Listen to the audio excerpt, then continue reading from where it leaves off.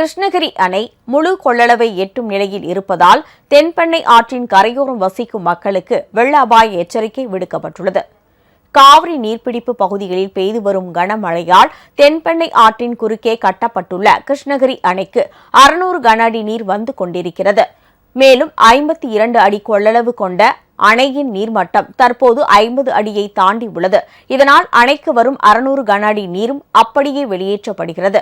இதனால் தென்பெண்ணை ஆற்றின் கரையோரம் உள்ள பெரியமுத்தூர், கால்வை அள்ளி, காவேரிப்பட்டினம், சுண்டேக்குப்பம், திம்மாபுரம் உள்ளிட்ட 16 ஊராட்சி மக்களுக்கு வெள்ள அபாய எச்சரிக்கை விடுக்கப்பட்டுள்ளது. மேலும் பொதுமக்கள் ஆற்றில் இறங்கவோ குளிக்கவோ வேண்டாம் என மாவட்ட ஆட்சியர் சரையு அறிவுறுத்தியுள்ளார்.